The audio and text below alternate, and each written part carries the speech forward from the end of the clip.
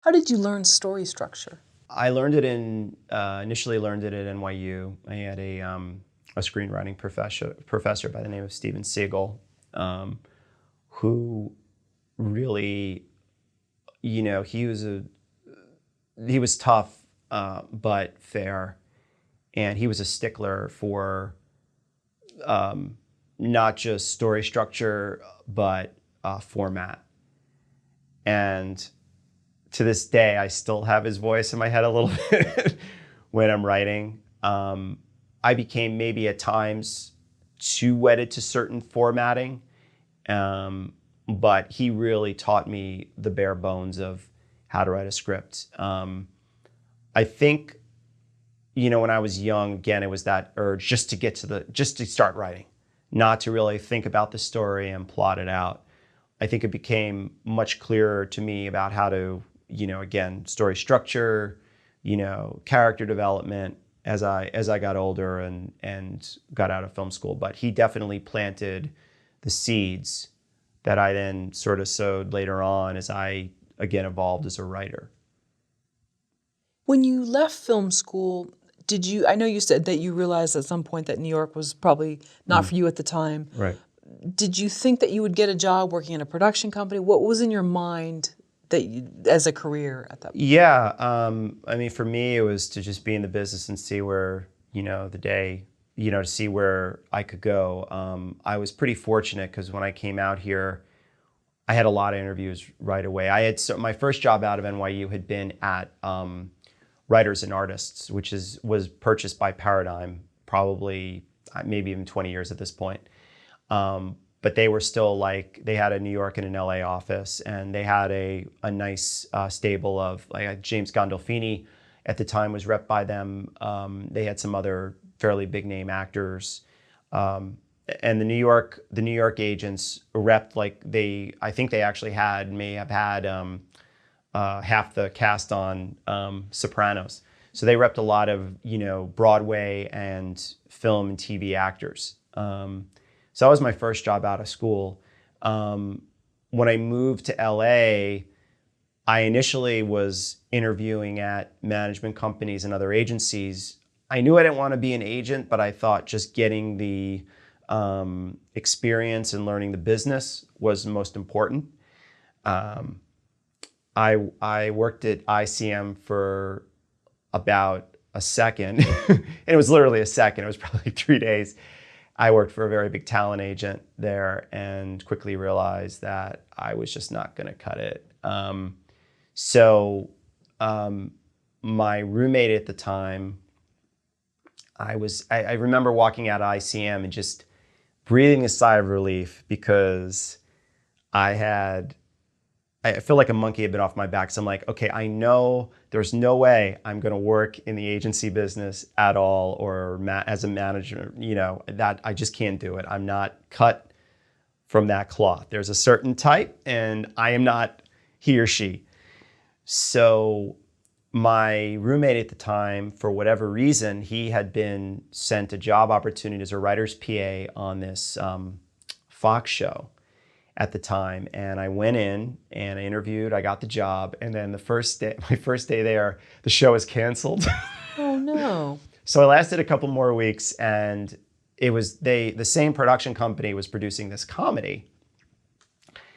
And it was a sitcom that they were developing. It was an Ed Burns pilot. And I remember, because it was the same company, they were saving on supplies. So we brought the supplies from, I was at Sony at the time. I moved the supplies to the CBS Radford. And I walked in and I said, hey, you guys are starting. Do you need a PA, a writer's PA? They're like, actually, we need a PA. And I was like, great, here's my resume. And I got the job, and I worked for about a month, and I was a night PA. And I have to say, I've worked some very interesting jobs, but driving in LA at night was just this, I don't want to use the word mystical, but it was definitely an interesting experience, because at that time, this was just, people had email, but a lot of executives and other writers wanted the actual script delivered. So I was going from Pasadena to, as far out as I may have gone to Malibu. And this was like, I think I worked like 27 hours straight, but it was wild. It was fun. Like I learned the lay of the land doing that at night. I was kind of on my own. I was, driving probably 80, 90 miles an hour in my little Chevy Cavalier all around the town. But it was an experience, and it was a lot of fun, and I learned a lot. And anyway, long story short, that pilot was being shot, and I had a friend who was working at Law and Order at the time, and he said, there's a writer's production assistant job open on this new Law and Order show. It was Criminal Intent, and they said, are you interested in? I'm like, yes, I would love to, because I think this pilot is ending, and they're shooting the pilot. It hadn't been picked up at that point. I was like, yes, if it's permanent, I love it, and I wound up getting that job. And I was worked on the Law and Order shows for close to 2 years. So, I had that background in television, and then from there, I got into to research, and I wound up working at Fox for many years as a research analyst while I was still writing. And it was my day job, but I always was able to find jobs that supported my writing, and I was able to, one fed the other.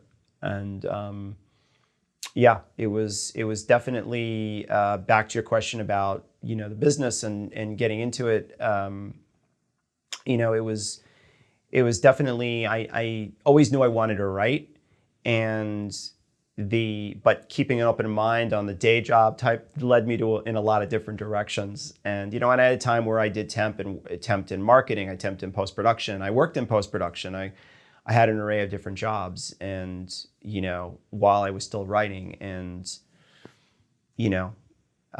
always putting in the time, and that's now has definitely paid off. But, anyone who's coming out and trying to get in the film business, I would say, sign up with a temp agency, work in an agency or management company. You may like it. Maybe writing's not for you, and you may decide you are cut from that cloth to be an agent.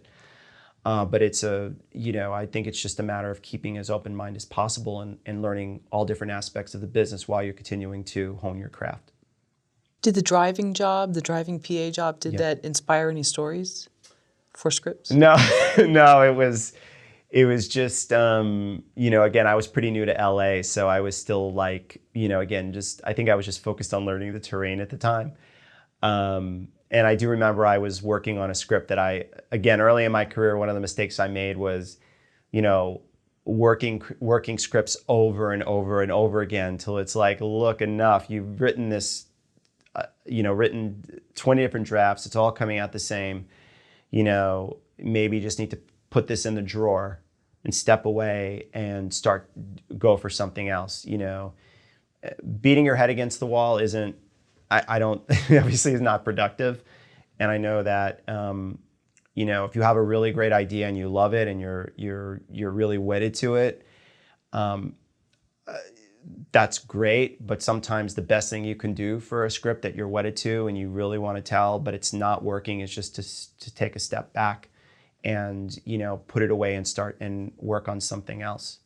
I know, again, early in my career, I should have done that with a few scripts where I'm like, I'm just focusing, I'm beating my head against the wall. And that was about working harder, not smarter at the time. And in hindsight, those scripts, the best thing those scripts could have used was better structure, better plotting, and a better outline. And I hadn't really fully evolved to that place where I was able to really put, to write an effective outline and really explore the story that way. I think I was just so quick to jump right into the screenplay, and it leaves yourself open to a lot of problems.